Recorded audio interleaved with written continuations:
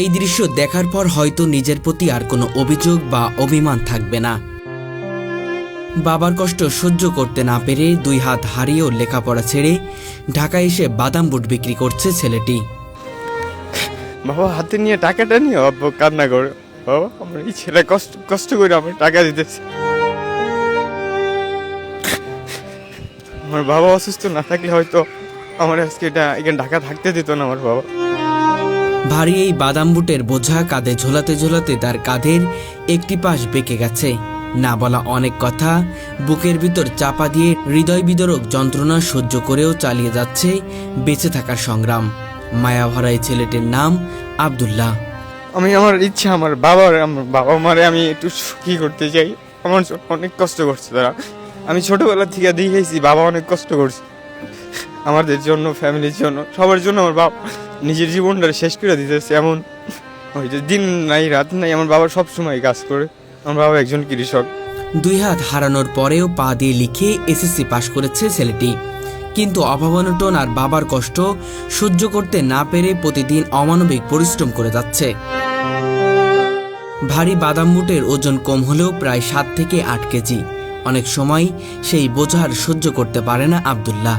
আমি এখানে থাকি, আমার দাদি সব গুছাই দেয়। আমি সকালে বিকালে যতক্ষণ পারি, যতক্ষণ শরীরে কোলায় ততক্ষণ বিক্রি করি। এটা অনেকটা ভার নিলে আস্তে আস্তে ঘাড়ে অনেক ব্যথা করে, মাথা মুথা। তবু কষ্ট সহ্য করে চালিয়ে যায় বিক্রি। বাবার ঋণ শোধ করতে আজ নিজেকে বিসর্জন দিয়েছে আব্দুল্লাহ। হ্যাঁ, আমার বাবা আমার কাছে অনেক আমার বাবা যতটুকু করছে, আমার বাবার জন্য যদি আমি জীবন দিয়ে দিই তাও ঋণ শোধ করতে পারবো। আমার বাবা একজন কৃষক, আমার 6-7 লাখ টাকা খরচ করে আমার এই জীবন বাঁচাইছে। কত আমার বাবার টাকা কই পাইছে এটা আমিও জানি না। আমার বাবার কাছে এত টাকা ছিল না, কই পাইছে সে, কিভাবে বাঁচাইছে, কিভাবে কি করছে, সেই এখন আমার অনেক দিনা হয়ে আছে আমার বাবা। নিজের সব শখ-আহ্লাদ বিসর্জন দিয়ে কঠোর পরিশ্রম চালিয়ে যাচ্ছে সে। বাবার কষ্টের কথা মনে পড়লেই কান্নায় ভেঙে পড়ে আব্দুল্লাহ। বাবা আমার তো বলার মতো না। আমার বাবা আমার জন্য অনেক করছে, আমার মৃত্যুর মুখ থেকে বাঁচাই আনছে আমার বাবা। সে বাবা মায়ের প্রতি কিছু বলার আছে? বাবার জন্য কিছু করতে চাই। দর্শক, আজকে আপনাদের সামনে এমন একটি প্রতিবেদন তুলে ধরতে চলেছি যা আপনাদের হৃদয়কে স্পর্শ করবে। এই প্রতিবেদনটি দেখলে হয়তো নিজের চোখের পানি আর ধরে রাখতে পারবেন না। বাবা মা জানে আপনি এই কাজ করেন? জানতো, কিন্তু ওই যে জানতো আমি বাদাম বুট বেচি, কিভাবে বেচি এটা জানতো না। কয়েকদিন আগে একজন ভাই ভিডিও করছে, ওইখান থেকে দেখছে, পরে বাবা ফোন দিয়ে কাঁদছে। আমরা দেখি কি বলেছে? যে আব্বা তুই এমন কাজ করতেছি, মাও কাঁদছে। এক গরিব পরিবারে জন্ম আব্দুল্লাহর। স্বাভাবিকভাবে জন্মালেও ভাগ্যের নিষ্ঠুর খেলায় সৃষ্টিকর্তা কেড়ে নিয়েছে তার 2টি হাত। আমার যখন একটা বাজে মন্তব্য করে যে হাত নেই এমনি হ্যান তেন, তখন আমার কষ্ট লাগে। এমনি সারাদিনে আমার কোনো কষ্ট হয় না, আমার তখন অনেক বুকটা ফাইটে যায়। ক্লাস 6-এ পড়ার সময় একদিন স্কুলে একটি খেলা দেখতে গিয়েছিল সে। কিন্তু সেদিন মুহূর্তেই বদলে যায় তার পুরো জীবন। খেলা দেখতে একটি ভবনের 2য় তলায় উঠেছিল। আমি যখন 5 এক্সাম দিয়ে ক্লাস 6-এ ভর্তি হই, আমাদের স্কুলে ওদিনকার খেলাধুলা ছিল, স্পোর্টস ছিল, মাঠে খেলাধুলা হয় ফেব্রুয়ারি মাসে, যে খেলাধুলাটা ওইটা ছিল। আমি ওইদিনকে স্কুলে যাই। স্কুলে যাওয়ানোর পর আমরা কয়েকজন মিলা স্কুলের পাশে একটা বাসা ছিল, ওই বাসার ছাদে উঠছিলাম যে ওইখান থেকে ভালো খেলাধুলা দেখা যাবে, এই জন্য উঠছিলাম। আর সেখানেই অসাবধানতাবশত স্পর্শ করে ফেলে একটি বৈদ্যুতিক তার। মুহূর্তে ঝলসে যায় তার শরীরে বেশ কিছু অংশ। আমি দেওয়াল ছিল ছাদের উপরে, চতুর্থ সাইডে দেওয়ালের সাইডে যেয়ে দাঁড়াইছি। এইভাবে দাঁড়াই আছি দেওয়ালের সাইডে, দেওয়ালের ডান পাশ দিয়ে একটা 440 লাইনের তার গেছে। আমি তো দেখি নাই, আমি তখন আগে পরে ওই জায়গায় যাইও নাই, দেখিও নাই। তো আমি ওখানে দাঁড়ানোর পরে আমার কাছে মনে হইতেছে যে আমারে শুধু ওই তারের দিকে টাইনে নিয়ে যেতেছে। আমি ওইখান থেকে সরবো এই শক্তিটা আমার ভিতরে নাই, টানতে টানতে ওইদিকে নিয়ে গেছে। আমি নিজের সামলাইতে চেষ্টা করছি। একটা প্লার রড ছিল, রডটা বাম হাতে ধরে ফেলছিলাম, ডাইন হাতের কেউ না, আর পেট যেয়ে পড়ছিল তারের উপরে। আমার ছোট ছোট 2টা মামাতো ভাই ছিল, ওরা ছিল আমার থেকে একটু ছোট, 2-1 বছরের। ওরা দেখার পর আমার ওইখান থেকে শর্ট করে 2 তলার থেকে রাস্তার উপরে ফেলে দিছিল। তো ওরা নাইমে যেয়ে সবাই বলছিল, তারপর সবাই এসে আমার হসপিটাল নিয়ে গেল। দ্রুত হাসপাতালে নিলে চিকিৎসকরা প্রাণ বাঁচালেও মাত্র 6 দিনের মাথায় কেটে ফেলতে হয় তার 2টি হাত। না, আমার ওই ধরার পরে আমি অজ্ঞান হয়ে গেছিলাম। ওইখান থেকে আমার ফরিদপুরে এসে জ্ঞান ফিরেছিল, এর মাঝখানে আর জ্ঞান ফিরেছিল না। আমার 2 হাত পুড়ে গেছিলো, এই বুকেও আছে, পেটে অনেকটাই পুড়ে গেছিলো, এই পাম্পায়ের রানেও আছে, এখান দিয়ে পুড়ে গেছিলো। তারপরে এই ঢাকা আসার পর চিকিৎসা হলাম, 2 হাত কেটে ফেললো, এই বুকে চামড়া কেটে আবার সেলাই দেওয়া আছে। সেই থেকে শুরু হয় আব্দুল্লাহর জীবনের এক নির্মম অধ্যায়। আব্দুল্লাহরা 4 ভাই বোন, সবার বড় হওয়ায় সংসারের ভারটা এখন তার কাঁধেই। বড় ছেলে বলে কথা, তাই বোঝা তাকে বইতেই হচ্ছে। তবে তার একমাত্র বোন কিছুদিন আগেই মারা গেছে। আমরা ফ্যামিলিতে 7 জন। আমার বাবা কৃষি কাজ করে, আমাদের খাওয়ায়। তো আমি চাই যে বাবার জন্য কিছু করি। মা বাবা ভাই বোন, বোন ছিল, ছোট বোন মারা গেছে। আমরা 3 ভাই এখন, মা বাবা দাদু আমি, না আমি সবার বড়। সবার বড় মানে এখন সবার বড় যেহেতু সেই কারণে পরিবার হাল ধরতেছে এমন কিছু। মনে করে এমনটাই যদি বড় ভাইরা থাকতো তাহলে মনে হয় এই পরিস্থিতি আসা লাগতো না। আশা হতো। আচ্ছা আচ্ছা, এখন নিরুপায় হয়ে এখানে আসছেন এমন কিছু। এইটাই বুঝতে। আচ্ছা আচ্ছা, তার বাবা ছিলেন দিনমজুর কৃষক। সন্তানকে বাঁচাতে তিনি নিজের সর্বস্ব বিক্রি করেছিলেন। তবুও ছেলেকে 2 হাতবিহীন অবস্থায় ফিরিয়ে নিতে হয়েছিল। না, অনেক চেষ্টা করে হয়েছে। আমার বাবা একজন কৃষক, তো আমার জন্য অনেক চেষ্টা করছে, অনেক টাকা আমার জন্য আমার বাঁচিয়েছে। আমার বাবা আমার বাঁচিয়ে ফিরে আনছে। আমার বাবা অনেক ইয়া করে আমার বাঁচিয়েছে। আমার এরকম দিন গেছে, অনেক হসপিটাল থেকে অনেক মরে গেছে, এরকম সংবাদ আইছে, সবাই কান্দাকাটি করছে। তবু আল্লাহ আমার ভিতরে আমার হায়াত দিচ্ছে, এই জন্য আমি আজকে বাইচে আছি, এখানটা আপনাদের সামনে দিয়ে আসি। কিন্তু এই অবস্থাতেও হাল ছাড়েনি আব্দুল্লাহ। পা দিয়ে লিখে পরীক্ষায় অংশ নিয়ে সে এসএসসি পাশ করে। আমার অ্যাক্সিডেন্টের 1 বছর পর আমি আমার স্কুলে ভর্তি হয়ে পড়াশোনা শুরু করি। করার পর এসএসসি এক্সাম দিয়ে পাশ করে এটা ফার্স্ট ইয়ারে ভর্তি হই। পরে ফাইনাল এক্সাম আর দেওয়া হয়। পা দিয়ে লিখতাম, পা দিয়ে লিখছি এক্সাম, সব এক্সাম আমি পা দিয়ে লিখছি। স্কুলে থাকতেও আমি নিচে বিছাইয়া একটা চাদর বিছাইয়া চাদর উপরে বসে বসে পা দিয়ে লিখছি। আচ্ছা আচ্ছা। আর এসএসসি এক্সামের সময় নিচের বেঞ্চে খাতা ধুইয়া নিচের বেঞ্চে বসেই লিখছি। তবে বাবার চোখে দুঃখ আর সংসারের অভাব দেখে একসময় পড়াশোনা ছেড়ে ঢাকায় চলে আসে আব্দুল্লাহ।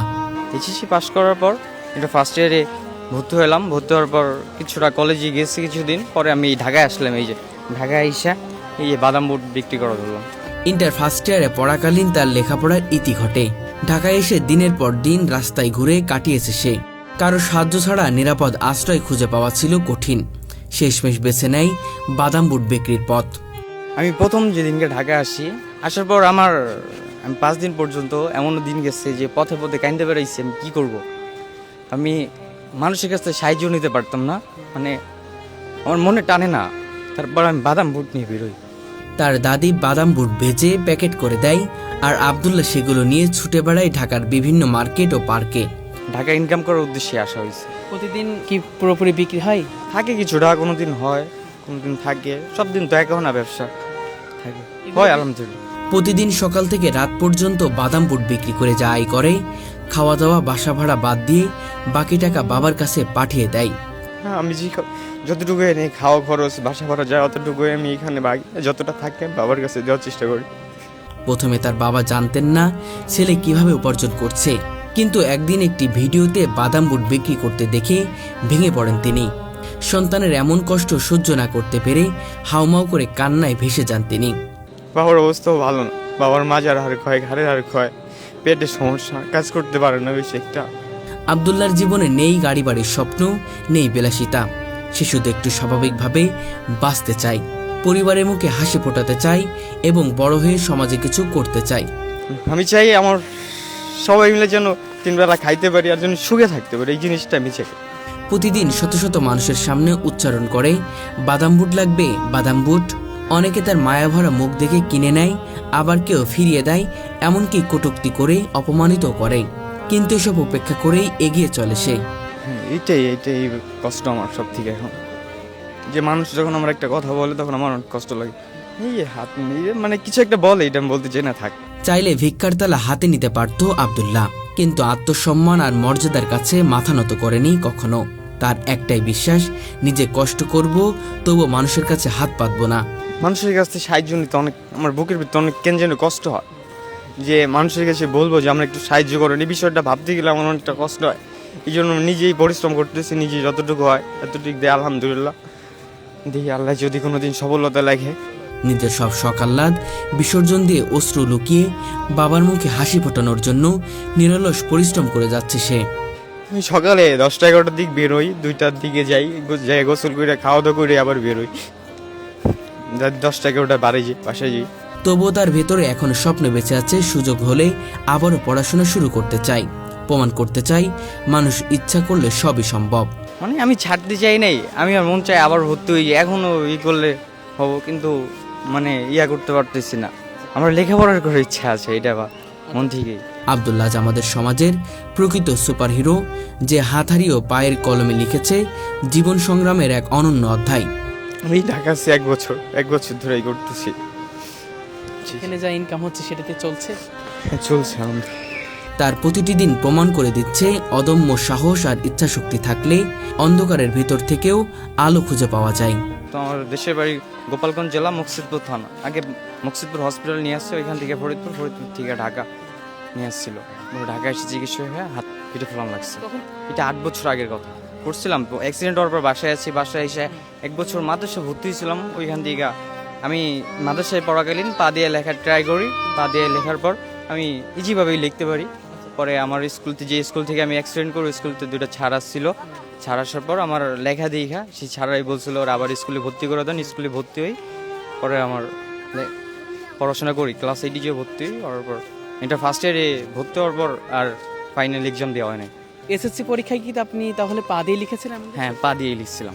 তাহলে তো আপনি এসএসসি পাশ করে ফেলছেন। জি আমি তাহলে পা দিয়ে লিখে এসএসসি পাশ করলেন, পাশ করার পরে ইন্টারে যে আসলে কেন থেমে গেলেন? আসছি এখান থেকে আর যাওয়া হয় নাই, আচ্ছা আচ্ছা। এখান থেকে যাওয়া হয় নাই। আর আমি কিছুটা আমি কাজ করি, আমার যতটুকু হয় নিজে খাওয়া দাওয়া করি, যতটুকু পারি বাসায় বাবারে দিই। বাবার অবস্থা অনেক সমস্যা। আচ্ছা আচ্ছা। অর্থনৈতিক কারণেই কি তাহলে লেখাপড়া থেমে গেল? হ্যাঁ, এটাই বলতে পারি। কত সালে এসএসসি পাশ করে ইন্টার ভর্তি? 24 সালে। 24 সালে, তাহলে তো বেশি দিন হয়নি। 1 বছর যাবত মানে লেখাপড়া ছেড়েছেন নাকি? হ্যাঁ, 1 বছর। না ভাগ্যি ছিল, হয়েছে। এটা থাকে তো, অনেক মানুষের থাকে। কিন্তু এখন যে স্বপ্নটা তো আল্লাহ ভাগ্যে রাখছে হবে, এরকম করতেছি দিয়ে আল্লাহ কি কপালে রাখছে। এই বাদাম বুটি আপাতত বিক্রি করি, একদম চাল ভাজা বাদাম বুটছ, তারপর সিমের বীজ অনেকটাই বিক্রি করতাম। এমনি শুধু বাদাম বুটি বিক্রি করতেছি। হ্যাঁ, লাগে আস্তে আস্তে বিচতে যখন হালকা হয় তখন একটু ভালো লাগে। আমি এটাই মানা করি যারা যেন বাবার সাথে খারাপ না করে। বাবা মা থেকে অমূল্য দিতে জানি। আমি থাকি এই যে দারুসালাম থানা, হরিরামপুর টালি কোম্পানি, ওইখানে। লেখাপড়া কি আবার চালিয়ে যাওয়ার ইচ্ছা আছে কি? অবশ্যই আছে, লেখাপড়া করার ইচ্ছা আছে। জি না, জীবনও না, বাবা মার জিনিস কেউ করতে পারবে না, বাবা মা করার মতনও না। অবশ্যই আমার জন্য দোয়া করবেন সবাই, যেন আমি জীবনে কিছু একটা করতে পারি আমার ফ্যামিলির জন্য, আমার মানে যেন একটু সুখে থাকতে পারি, সবাইকে নিয়ে যেন একটু সুখে থাকতে পারি, এই দোয়াটা করে নেওয়া।